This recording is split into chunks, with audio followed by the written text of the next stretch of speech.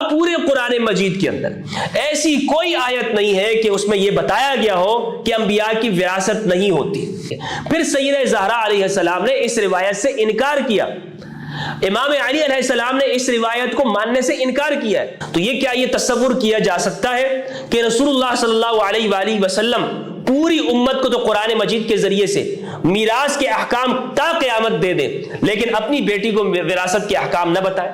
الحمدللہ رب العالمین والصلاة والسلام علی سید الانبیاء والمرسلین وآلہ الطیبین الطاہرین ورضی اللہ عن الصحابۃ من المہاجرین والانصار والذین اتبعوہم بإحسان۔ السلام علیکم ورحمۃ اللہ وبرکاتہ۔ شیعہ سنی دونوں کا اس بات کی پر اتفاق ہے کہ سیدہ زہرا علیہ السلام وہ اپنے حق کا مطالبہ کرنے کے لیے حضرت ابوبکر رضی اللہ عنہ کے پاس آئی۔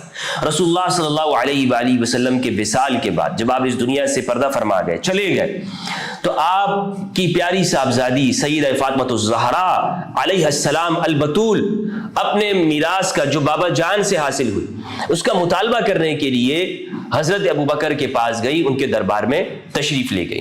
یہ اہل سنت والجماعت کی اصح درجے کی کتابیں بخاری، مسلم، ترمذی اور دیگر صحیح کتابیں، مسند احمد، مصنف عبدالرزاق سے یہ بات ثابت ہے، یہ کوئی شیعوں کی بات نہیں ہے۔ تو لہٰذا پہلی بات تو یہ ہے کہ شیعہ سنی دونوں کا اس بات کے پر اتفاق ہے، کوئی انکار نہیں کر سکتا کہ سیدہ نے مطالبہ کیا ہے۔ لوگ یہ کہتے ہیں کہ جناب اس میں سیدہ کا مطالبہ یوں ہے، حدیث کا علم نہیں تھا، الیاذ باللہ، کوئی کہتا ہے خطا وغیرہ، اس طرح کی بحث کرتے ہیں۔ میں ان ابحاث کی جانب آنا ہی نہیں چاہتا، وہ آپ کی مرضی ہے، فرقہ پرست ان پہ بحثیں کرتے رہیں، لیکن اس سے تو کوئی انکار نہیں کر سکتا کہ رسول کی پیاری بیٹی نے یہ مطالبہ کیا ہے، اس بات سے کوئی انکار نہیں کر سکتا۔ اگر کوئی انکار کرتا ہے تو اسے بخاری، مسلم اور کتابوں کو ہاتھ اٹھانا چاہیے اس کو، میں پہلے کہہ چکا ہوں، آپ کو منکر حدیث بننا پڑے گا۔ تو بہرحال ایک بات تو یہ طے ہو گئی۔ یہاں ایک اور بات میں آپ کے سامنے عرض کرتا چلوں کہ اس میں دو موقف ہیں کہ سیدہ کی جو وراثت ہے یہ ہبہ تملیک تھی یا یہ بطور میراث کے سیدہ کی جانب منتقل ہونا ہے، یعنی سیدہ کا جو مطالبہ ہے یہ کس طور پہ تھا؟ کیا یہ جو رسول اللہ صلی اللہ علیہ وآلہ وسلم نے آیا ان کو ہبہ کیا ہوا تھا اپنی زندگی میں اور مالک بنایا ہوا تھا، یا وراثت کے طور پر جس طرح عام لوگ ہیں کہ والد کا انتقال ہو جاتا ہے اور بچے جائیداد کے وارث ہوتے ہیں، اس طور کا مطالبہ تھا؟ تو ہمارے ہاں شیعہ برادران کا موقف ہے، بعض کا اور بعض کا وراثت کا بھی ہے، وہ یہ کہتے ہیں کہ یہ ہبہ تملیک تھا، یعنی رسول اللہ صلی اللہ علیہ وآلہ وسلم نے اپنی زندگی کے اندر جو آپ کے پاس مال فے تھا، اور مال فے کون کون سی زمینیں ہیں؟ صرف فدق نہیں ہے کہ لوگ کہتے ہیں فدق کا ایک باغ تھا، ایک کنویں کے ارد گرد چند کھجور کے درخت تھے اور اسی کے گویا کہ کچھ تھوڑی بہت کھجوریں تھیں، اس کے اوپر کوئی مسئلہ تھا، نہیں، یہ بہت بڑی پراپرٹی ہے، کئی کلومیٹر کا علاقہ بنتا ہے یہ، کئی، اگر اس کا تخمینہ لگایا جائے، اندازہ لگایا جائے تو بہت بڑی زمین ہے۔ یعنی اس میں آپ دیکھیں کہ مخیریق جو یہودی تھا اس کی زمین ہے، اسی طرح خیبر کی زمین ہے، فدق کی ایک بہت بڑی پراپرٹی تھی، اویینہ قبیلے کے ہیں۔ تو ارد گرد میں جو غیر مسلم تھے، خاص طور پر یہودی، انہوں نے جو فے کے طور پر، یعنی جنگ نہیں ہوئی تھی ان کے ساتھ، اور انہوں نے جو محصولات کے طور پر زمین رسول اللہ صلی اللہ علیہ وآلہ وسلم کے حوالے کی تھی یا اس کا مال، یہ مسئلہ یہ تھا، یہ ایک صرف پراپرٹی نہیں تھی کہ خدق کے چند باغات کے حوالے سے۔ تو بہرحال سیدہ سلام اللہ علیہا کے حوالے سے ایک موقف یہ ہے کہ رسول اللہ صلی اللہ علیہ وآلہ وسلم نے اپنی حیات کے اندر ہی خیبر اور فدق کا مالک بنا دیا تھا۔ لیکن میرا موقف اور بعض اصولین کا یہ ہے، بعض حضرات کا، کہ اکثر کا بلکہ، کہ رسول اللہ صلی اللہ علیہ وآلہ وسلم کے بعد سیدہ نے جو یہ مطالبہ کیا ہے یہ بطور میراث کے تھا، اور یہ قرآن کا حکم ہے، قرآن کا ایسا محکم حکم ہے کہ اس سے کوئی انکار نہیں کر سکتا۔ آج بھی جو وراثت تقسیم ہوتی ہے یہ قرآن کے اس حکم سے ہوتی ہے۔ اس آیت کو میں آگے جا کر آپ کے سامنے تفصیل کے ساتھ اس پر گفتگو کروں گا۔ تو یہاں سب سے پہلے تو مقدمے کے اندر ہم نے یہ بات سمجھ لی کہ سیدہ نے بطور میراث کے حضرت ابوبکر سے یہ مطالبہ کیا تھا، اور حضرت ابوبکر نے کیا کیا تھا، کیوں مطالبے کی نوبت کیوں آئی، کیوں سیدہ ان کے پاس گئی اور ان سے مطالبہ کیا؟ اس کی نوبت اس لیے آئی کہ رسول اللہ صلی اللہ علیہ وآلہ وسلم کے بعد حضرت ابو بکر نے فدق اور خیبر اور جتنے بھی یہ فے کا مال تھا اسے اپنے کنٹرول میں لے لیا تھا. تو سیدہ نے یہ مطالبہ پیش کیا امام علی علیہ السلام نے, حضرت عباس بن عبد المطلب رضی اللہ عنہ نے, کہ یہ میراث ہماری ہے اور ہمیں یہ دی جائے. سیدہ نے یہاں پر قرآن مجید سے استدلال کیا, قرآن مجید کی آیات پیش کی. دوسری جانب سے حضرت ابو بکر رضی اللہ عنہ نے روایت پیش کی. اہل سنت والجماعت کا بنیادی اصول ہے کہ ایک طرف اگر قرآن کی آیت ہو اور دوسری جانب روایت پیش کی جائے تو سب سے پہلے تو ہماری کوشش یہ ہوتی ہے کہ ہم روایت اور آیت کو آپس میں تطبیق دینے کی کوشش کریں کہ کسی طرح سے دونوں باتیں آپس میں مل جائیں. لیکن اگر آپس میں ایک نہیں ہو رہی تو یہ ہماری بنیادی کتابوں کے اندر یہ اصول بتایا گیا ہے کہ ہم کتاب اللہ کی جو آیت ہے جو کہ محکم ہے اسے ترجیح دیں گے. یعنی قرآن مجید کے اندر ہے یوصیکم اللہ فی اولادکم للذکر مثل حظ الانثیین, کہ تمہارے جو وراثت ہے یہ اللہ تعالیٰ تمہیں حکم دے رہا ہے. یوصیکم, یوصیکم کا معنی وصیت نہیں, حکم دے رہا ہے. یوصیکم, تمہیں یہ حکم دیا جا رہا ہے کہ تم اپنے بچوں کو وراثت دو گے, ان کو حصہ دو گے جو تمہاری پراپرٹی کے اندر ہے. یہ پراپرٹی کے اندر اس سے تم جان نہیں چھڑا سکتے, یہ اللہ کا حکم ہے. اس اللہ کے حکم کو کوئی یعنی ایک مطلق ہے, ایک محکم ہے, قرآن کی کسی آیت سے خاص نہیں کیا گیا کہ اس میں انبیاء کرام شامل نہیں ہیں. اچھا, اب یہاں پر یہ جو روایت پیش کی جاتی ہے حضرت ابوبکر رضی اللہ تعالیٰ عنہ نے پیش کی, بخاری مسلم کے اندر موجود ہے 4240, لا نورث ما ترکناه صدقہ. حضرت ابوبکر نے سیدہ کے جواب میں یہ کہا کہ انبیاء کرام جو وراثت چھوڑتے ہیں وہ صدقہ ہوتا ہے, انبیاء کی کوئی وراثت نہیں ہوتی, مال کی وراثت نہیں ہوتی, ان کی جو میراث ہے وہ علم وغیرہ ہے. یہ روایت ان کے سامنے. اب یہ جو روایت ہے یہ خبر واحد ہے, یہ صرف اور صرف حضرت ابوبکر سے مروی ہے, اور اس کا جو مین راوی ہے وہ مالک بن اوس الحدثان ہے. اسے مالک الدار بھی کہتے ہیں. یہ حضرت عمر کے سیکرٹری تھا, خزانچی تھا.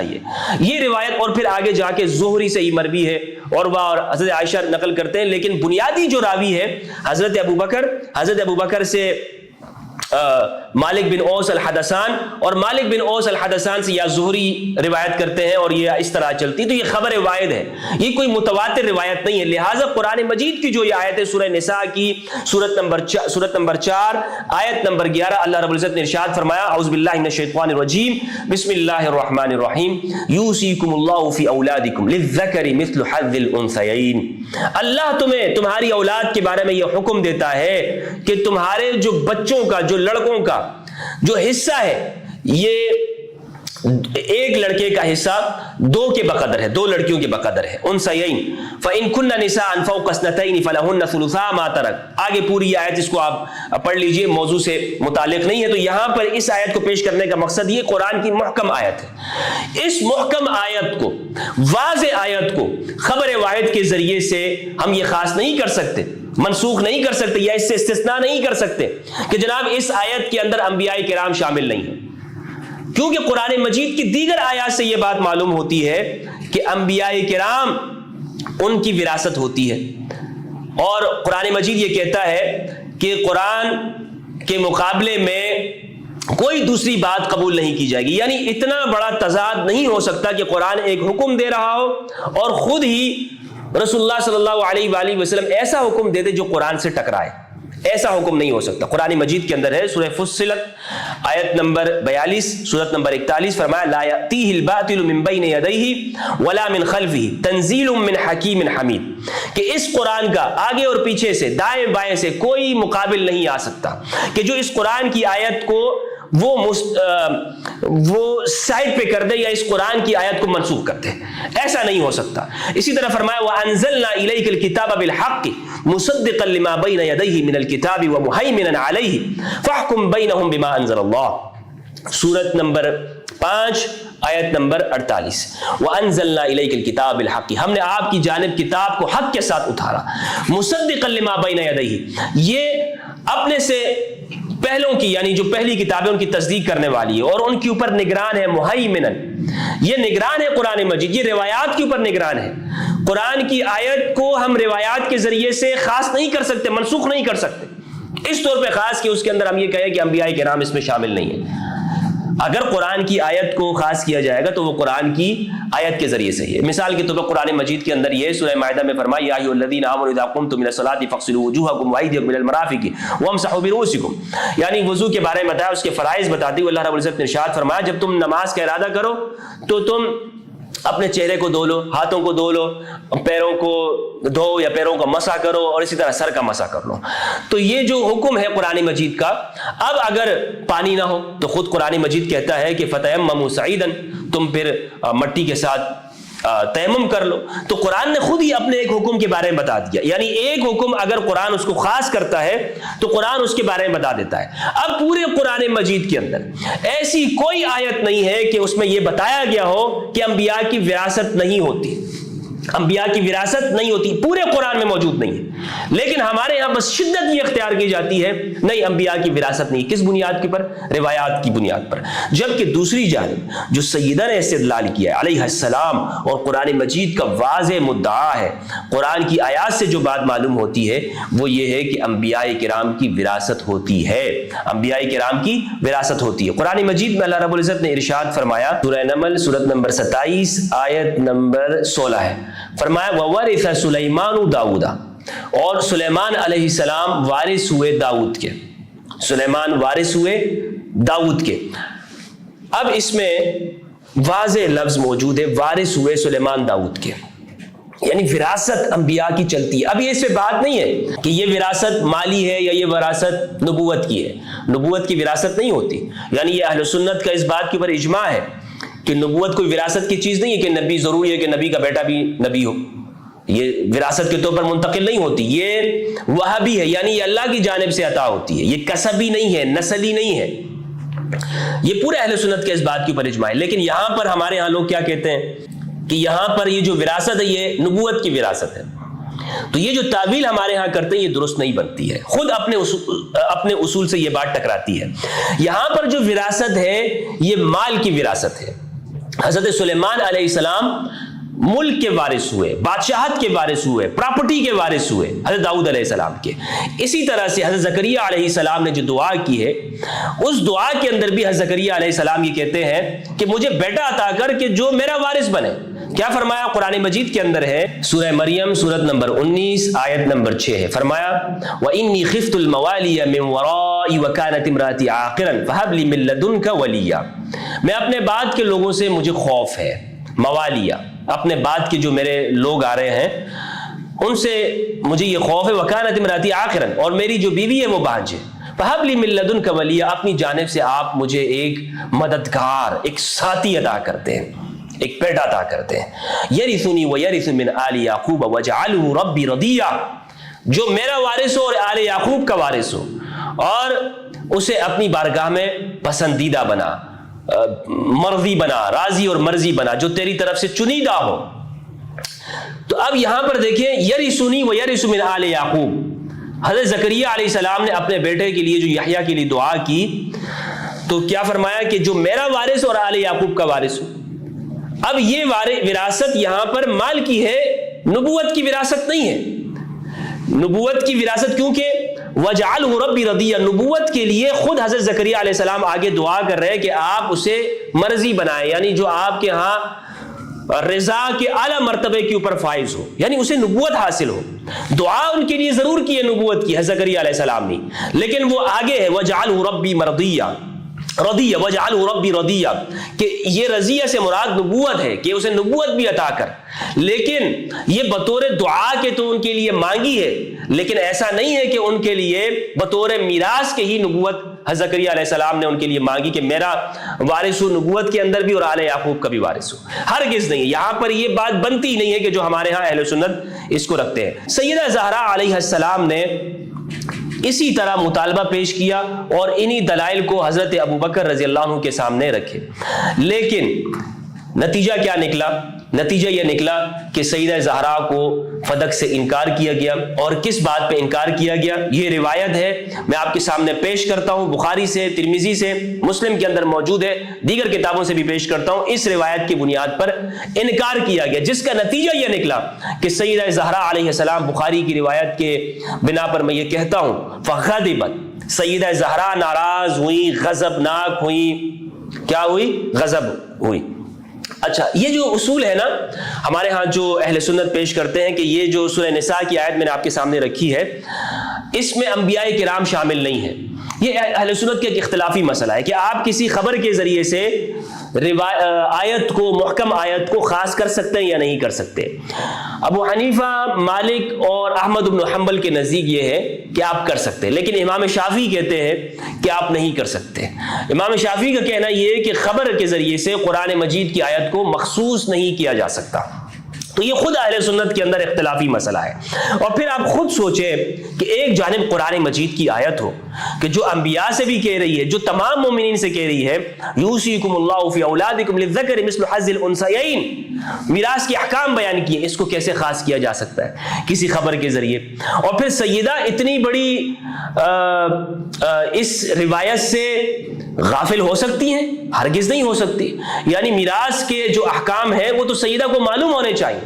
اس امت کی عالمہ ہے، اتقا ہے، متقیہ ہے، طیبہ، طاہرہ، وہی اس روایت سے ناواقف ہے. علیہ باللہ، یہ کیسے ممکن ہے کہ جب حضرت ابوبکر ان کے سامنے روایت پیش کرتے ہیں لا نورث ما ترکنا صدقہ، کہ انبیاء کرام کی وراثت نہیں ہوتی، یہ تو سیدہ زہرا علیہ السلام کو معلوم ہونا چاہیے.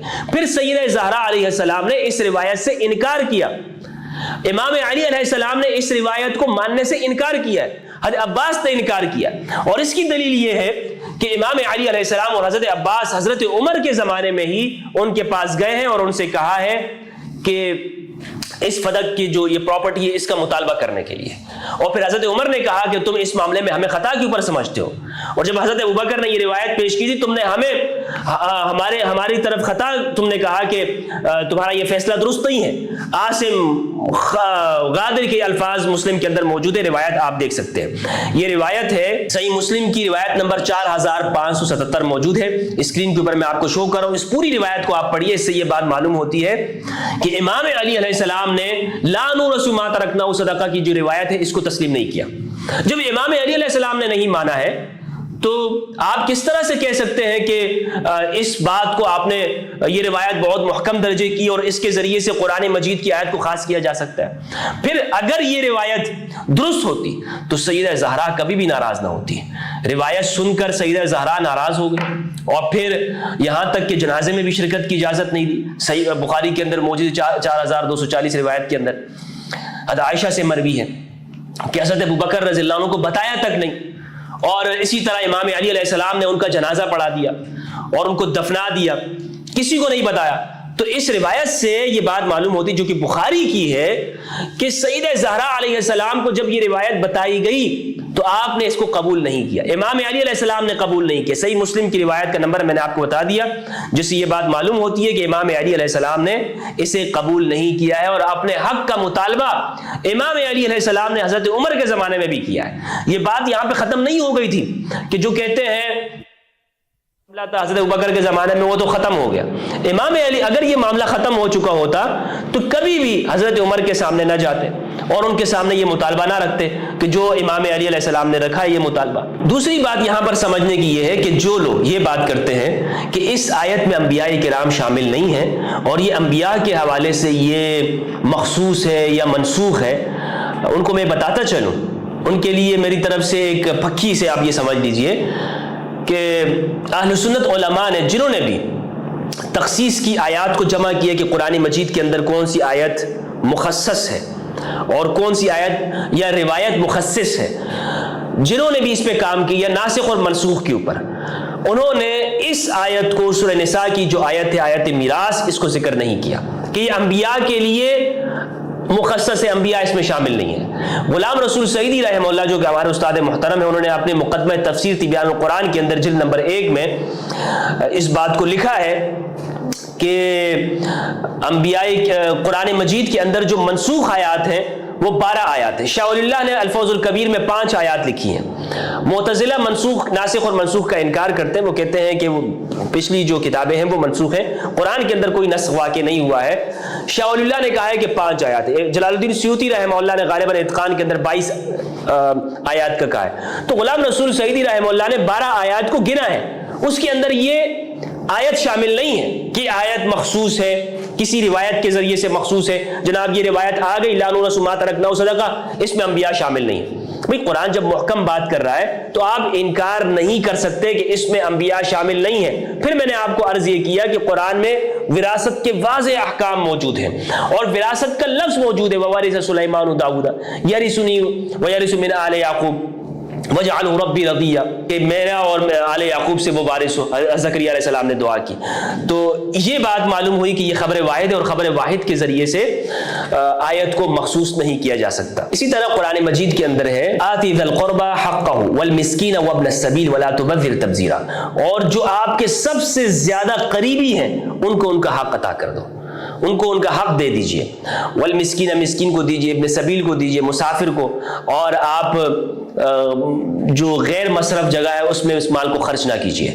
تو رسول اللہ صلی اللہ علیہ وآلہ وسلم کو یہ حکم دیا گیا ہے اللہ رب العزت کی جانب سے کہ آپ نے اپنے جو قربا ہیں ان کو سب سے پہلے حق دینا ہے۔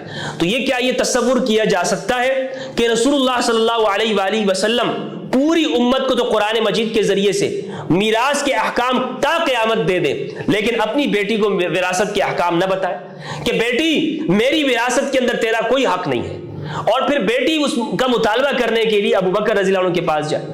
کیا یہ تصور کیا جا سکتا ہے؟ اور خاص طور بریلوی حضرات کو میں یہ پھکی دیتا ہوں کہ بریلوی حضرات تو یہ کہتے ہیں کہ رسول اللہ کو علم ما کان و ما یکون حاصل تھا، تا قیامت خبریں دے دی۔ تو یہ کیسے ہو سکتا ہے کہ ایک پیغمبر، غیب دان پیغمبر کو قیامت تک کے واقعات کا علم ہو اور وہ اپنی بیٹی کو یہ خبر نہ دے کہ بیٹی یاد رکھنا یہ آیت، یہ روایت میں بتا رہا ہوں آپ کو، آپ نے مطالبہ نہیں کرنا۔ تو جب سیدہ زہرا علیہ السلام نے مطالبہ کیا ہے تو بس مطالبہ ہوا ہے۔ اب یہ مطالبہ کس درجے کا ہے، یہاں پر کون حق اور باطل، یہ میں بات کر ہی نہیں رہا، میری جانب اس کو منسوب نہ کیجیے گا۔ اگر آپ لوگ حضرت ابوبکر رضی اللہ عنہ کے ساتھ کھڑے تو میں سیدہ زہرا علیہ السلام کے ساتھ کیوں نہ کھڑا ہوں؟ ان کے مطالبے کو حق کے اوپر کیوں نہ مانوں؟ میں تو حق کے اوپر مانتا ہوں ان کا مطالبہ، اور یہ اس لیے مانتا ہوں کہ ہماری اہل سنت کی کتابوں کے اندر موجود ہے۔ اس لیے جو ناسبی اس حق کا مطالبے کا انکار کرتے ہیں انہیں اہل سنت سے نکل جانا چاہیے۔ اہل سنت سے نکل جاؤ، پھر تم اس کا انکار کرتے رہو، پھر کہو پھر میں آپ کی بات مان لوں گا۔ اب یہ روایت کون سی ہے جو حضرت ابوبکر نے پیش کی؟ یہ روایت میں نے آپ کو بتایا اکرمہ سے مروی ہے، انہوں نے مالک بن اوس بن حدثان سے روایت کی، انہوں نے حضرت عمر سے روایت کی ہے، اور حضرت عمر اس کو حضرت ابوبکر سے روایت کرتے ہیں، یعنی سب سے پہلے اس کو پیش کرنے والے حضرت ابوبکر رضی اللہ عنہ ہیں۔ مصنف عبدالرزاق کے اندر یہ تفصیل کے ساتھ یہ واقعہ موجود ہے، اور بخاری کے اندر سے میں آپ کو یہ نقل کرتا ہوں، بخاری کے طبقات الکبریٰ میں بھی ہے۔ اور اچھا اس کا میں حوالہ آپ کو دیتا چلوں، ورنہ بعض ناس بھی یہ کہیں گے کہ میں نے یہ بات کیسے کر دی کہ امام علی علیہ السلام اور سیدہ زہرا علیہ السلام نے اس آیت سے استدلال کیا تھا۔ وَوَرِثَ سُلَيْمَانُ دَاوُودَ، طبقات الکبریٰ لابن سعد جلد نمبر 2، ذکر میراث رسول اللہ وما ترکہ، اس کے اندر یہ بات موجود ہے۔ اخبرنا محمد بن عمر حدثني هشام بن سعد عن عباس بن عبد الله بن معبد عن ابي جعفر قال جاءت فاطمة الى ابي بکر تطلب میراثها، حضرت ابو بکر کے پاس آئی ہیں سیدہ زہرا علیہ السلام، وجاء العباس بن عبد المطلب يطلب میراثه، اور عباس بن عبد المطلب بھی آئے اپنی میراث کا مطالبہ کرنے کے لیے، وراثت۔ وجاء معهما علی، اور ان کے ساتھ علی بھی آئے۔ بعض لوگ یہ کہتے ہیں کہ دیکھیں سیدہ زہرا کو کیسے گھر سے باہر جانے دیا، بھائی اپنے محرم کے ساتھ گئی ہے، اپنے چچا کے ساتھ گئی ہے، حضرت عباس کے ساتھ گئی ہے، اور امام علی علیہ السلام کے ساتھ بھی گئی ہے۔ تو یہ جو لوگ انکار کرتے ہیں نا، یہ بات یہ سوائے بغض کے اور کچھ نہیں ہے۔ فقال ابو بکر، تو حضرت ابو بکر نے کہا قال رسول اللہ لا نورث ما ترکنا صدقہ، حضرت ابو بکر نے یہ روایت پیش کی کہ رسول اللہ نے یہ ارشاد فرمایا لا نورث ما ترکنا صدقہ، جو ہم وراثت نہیں چھوڑتے ہیں، جو بھی ہمارا ترکہ ہوتا ہے وہ صدقہ ہوتا ہے۔ وما کان نبی یعول فعلی، فقال، اور جو نبی صلی اللہ علیہ وآلہ وسلم کیا وہ اب میرے ذمہ داری ہے۔ فقال علی، تو امام علی علیہ السلام نے فرمایا ورث سلیمان داؤد، سلیمان داؤد کے وارث ہوئے، قرآن میں ہے وقال زکریا یرثنی ویرث من آل یعقوب، اور حضرت زکریا علیہ السلام کا یہ قول، یہ قرآن مجید کی آیت پیش کی امام علی علیہ السلام نے. یہ دو آیات ان سے استدلال کیا سیدہ زہرا نے، حضرت عباس بن عبد المطلب نے اور امام علی علیہ السلام نے. ان دونوں آیات سے استدلال کیا ہے. مجھے بتائیے ایک آیت سے اگر امام علی، سیدہ زہرا، عباس استدلال کرتے ہوں اور آپ روایت سے استدلال کرتے ہوں، امت کو کہاں کھڑا ہونا چاہیے؟ قرآن کے ساتھ کھڑا ہونا چاہیے یا روایت کے ساتھ کھڑا ہونا چاہیے؟ واضح فیصلہ آپ کے پاس ہے. آپ دیکھیے، بخاری کو سامنے رکھیے، اہل و سنت کی کتابوں کو سامنے رکھیے. امام علی علیہ السلام قرآن کے ساتھ ہے، سیدہ زہرا اہل البیت قرآن مجید کے ساتھ، قرآن سے استدلال کر رہے ہیں. اور باقی جو استدلال ہے حضرت ابوبکر کا، میں یہ نہیں کہہ رہا ہوں کہ وہ استدلال وہ غلط ہے، بلکہ میں یہ کہہ رہا ہوں کہ وہ استدلال وہ آیت کی بنیاد پر نہیں بلکہ وہ روایت کی بنیاد کے اوپر ہے. اور روایت اور آیت جب آپس میں ٹکرا جائے تو کس کو ترجیح دی جائے گی؟ کس کو؟ آیت کو ترجیح دی جائے گی، نہ کہ روایت کو. اچھا، سیدہ ناراض ہوئی. طبقات کبریٰ ابن سعد کی جلد 10 صفحہ 28، سیدہ زہرا کے جو احوال کے اندر تفصیل کے ساتھ یہ بات لکھی ہوئی ہے. جب حضرت ابوبکر نے کہا لا نورث ما ترکنا صدقہ، تو فغضبت فاطمہ وعاشت بعد وفات رسول اللہ صلی اللہ علیہ وآلہ وسلم 6 اشہر. تو فغضبت فاطمہ، سیدہ ناراض، غضب ہوئی. مسند احمد بن حنبل جلد 1 روایت کا نمبر ہے 9، یقول لا نورث ما ترکنا صدقہ انما یاکل آل محمد فی ھذا المال. یہ روایت موجود ہے. مسند احمد جلد 1 حدیث نمبر 25، ابو ہریرہ کی حدیث ہے. یہ اس کے اندر یہ پورا واقعہ موجود ہے. فغضبت فاطمہ علیہ السلام فہجرت ابا بکر رضی اللہ عنہ. سیدہ ناراض ہوئی، غضبناک ہوئی اور ابو بکر کو چھوڑ دیا. حجرت فلم تزل مہاجرته حتی توفیت، اور یہ چھوڑنا یہاں تک تھا کہ آپ کا وصال ہو گیا، اس دنیا سے چلی گئی. وقال وعاشت بعد وفات رسول اللہ صلی اللہ علیہ وآلہ 6 اشہر. 6 مہینے تک وہ حیات رہی ہیں، یعنی 6 مہینے تک بات نہیں کی. اور ہمارے اہل سنت اس بات کو انکار نہیں کر سکتے، یہ تواتر کے ساتھ یہ بات ثابت ہے. ذرا مسند احمد کی 1781 نمبر کی روایت موجود ہے. صحیح بخاری کی روایت ہے، میں آپ کو بتاتا ہوں، 4240 4241 روایت ہے. عن عروہ عن عائشہ ان فاطمہ علیہ السلام بنت النبی صلی اللہ علیہ وآلہ وسلم.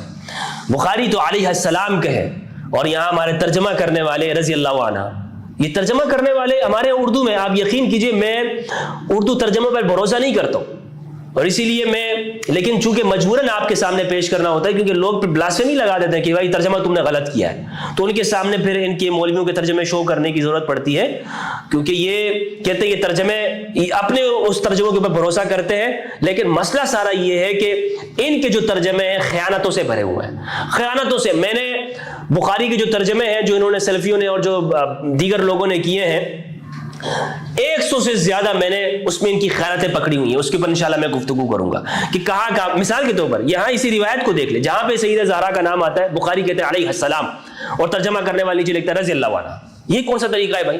جو بخاری نے لکھا ہے وہی ترجمہ کرو. تمہارے ہاتھ ٹوٹ رہے ہیں یہ لکھتے ہوئے، تمہاری زبانیں گنگ ہو جاتی ہیں، اندھے بہرے ہو جاتے ہو، تمہاری زبانیں کام کرنا چھوڑ دیتی ہیں جب سیدہ زہرا کو علیہ السلام کہنے کی باری آتی ہے. کیوں نہیں کہہ سکتے ہو تم؟ بخاری سے بڑے تم اپنے آپ کو سنی بنا دیتے ہو. اس روایت کے اندر یہ ہے کہ ابو بکر رضی اللہ عنہ نے کہا لا نورث ما ترکنا، فقال ابو بکر صدقہ انما یاکل آل محمد صلی اللہ علیہ وسلم فی ھذا المال وانی واللہ لا یغیر شیئا من صدقۃ رسول اللہ. طویل روایت ہے. اس روایت میں جب ابو بکر رضی اللہ عنہ نے یہ بات پیش کی تو سیدہ کے بارے میں یہ ہے فابا ابو بکر ان یدفع الی فاطمہ منها شیئا. یہ الفاظ جب میں پڑھتا ہوں یقین کریں میرے رونگٹے کھڑے ہو جاتے ہیں. حضرت ابوبکر نے کچھ بھی دینے سے انکار کیا کہ کچھ بھی دیا جائے. سیدہ کو دینے سے انکار کیا ہے، کہا کہ یہ میں اپنے پاس اس کا انتظام رکھوں گا، اپنے پاس رکھوں گا لیکن آپ کو نہیں دوں گا. بخاری کے الفاظ موجود ہے شیئن، کچھ بھی دینے سے انکار کیا. فوجدت فاطمہ علی ابی بکر فی ذالک، فی علی ابی بکر، تو ابو بکر پر اس معاملے کے اندر سیدہ فاطمہ نے فوجدت ناراض ہوئی. فوجدت فاطمہ، اس کا ترجمہ کرنے والے میں آپ کو بتاتا ہوں، اس کا ترجمہ ان پر غصہ ہونا بھی ہے، غضبناک، جس طرح دیگر روایات ہیں. لیکن اس سلفی عالم کا ترجمہ آپ کے سامنے پیش کرتا ہوں، داؤد راز کا. یہ کیا کہتے ہیں، غرض ابو بکر نے فاطمہ رضی اللہ عنہ علیہ السلام کو کچھ بھی دینا منظور نہ کیا، کچھ بھی دینا۔ اس پر حضرت فاطمہ ابو بکر کی طرف سے خفا ہو گئیں اور ان سے ترک ملاقات کر لیا، اور اس کے بعد وفات تک ان سے کوئی گفتگو نہیں کی۔ یہ بخاری کی روایت ہے بھائی، وفات تک کوئی۔ اور پھر آگے دیکھیں، وعاشت بعد النبی صلی اللہ علیہ وآلہ وسلم 6 اشہر فلما توفیت دفنها زوجها علی لیلا۔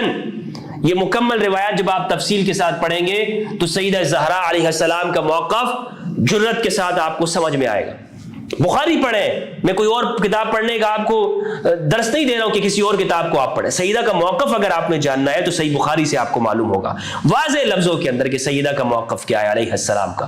تو بہرحال آج کی اس ویڈیو کے اندر ہم نے یہ گفتگو کی کہ ایک جانب قرآن کی آیت ہے اور دوسری جانب روایت ہے، اور روایت قرآن مجید کے اوپر حاکم نہیں ہے۔ قرآن سے ہی میں نے آپ کو بتا دیا کہ مہیمنن، قرآن کی جو صفت ہے مہیمن، یہ روایات کے اوپر، دیگر آسمانی کتابوں کے اوپر قرآن مہیمن ہے۔ سیدہ نے، امام علی علیہ السلام نے، اہل البیت نے، بنی ہاشم نے قرآن سے استدلال کیا ہے کہ انبیاء کی وراثت ہوتی ہے۔ دوسری جانب جو اہل سنت کا موقف ہے وہ یہ ہے کہ روایت کی بنیاد پر کہ انبیاء کی وراثت نہیں ہوتی ہے، اور اسی لیے سیدہ زہرا کو نہیں دیا گیا۔ یہ مطالبہ جو سیدہ نے کیا تھا ان کا مطالبہ پورا نہیں کیا گیا اور کچھ بھی نہیں دیا گیا۔ آپ کے سامنے قرآن بھی ہے اور روایات بھی ہے، اب آپ کی مرضی ہے کہ آپ قرآن کے ساتھ کھڑا ہونا چاہتے ہیں یا روایات کی جانب کھڑا ہونا چاہتے ہیں۔ بروز قیامت رسول شکوہ کریں گے، ان قوم اتخذوا هذا القرآن مہجورا، میری قوم نے قرآن کو چھوڑ دیا تھا۔ آپ قرآن کے ساتھ ہیں یا روایت کے ساتھ ہیں، یہ فیصلہ آپ نے کرنا ہے۔ میں نے دیانتداری کے ساتھ روایات آپ کے سامنے پیش کی ہیں، اور میرا موقف اس حوالے سے بہت واضح لفظوں میں یہ ہے کہ سیدہ زہرا علیہ السلام کا جو مطالبہ ہے وہ قرآن مجید کی آیت کی بنیاد کے اوپر ہے، وہ قرآنی نصوص ہے، وہ روایت کی بنیاد پر نہیں ہے۔ اور اگر یہ روایت درست ہوتی، امام علی علیہ السلام کبھی بھی حضرت ابو بکر کو یہ نہ کہتے یا سیدہ ان سے ناراض نہ ہوتی۔ یہ کیا بات ہے کہ روایت سنی اور سیدہ ناراض ہو گئی؟ یہ تو ہو ہی نہیں سکتا نا کہ اپنے بابا جان کا فرمان سنے اور سیدہ ناراض ہو جائے۔ دین تو دین سمجھنے والے تو وہی ہیں، صاحب البیت ادری بما فیہ۔ سیدہ کو معلوم ہے کہ میرے بابا کا جو دین ہے اس میں یہ وراثت میرا حق بنتا ہے یا نہیں بنتا۔ کیوں غصہ ہو گئی، کیوں ناراض ہو گئی؟ نہیں ناراض ہونا چاہیے تھا اگر یہ روایت انہیں درست سمجھتی اس روایت کو۔ تو بہرحال قرآن کا مقدمہ میں نے آپ کی سامنے رکھ دیا۔ اللہ رب العزت سے دعا ہے کہ پروردگار ہمیں قرآن مجید میں تدبر کرنے اور اہل بیت کی معرفت عطا فرمائے۔ والسلام علیکم ورحمۃ اللہ وبرکاتہ۔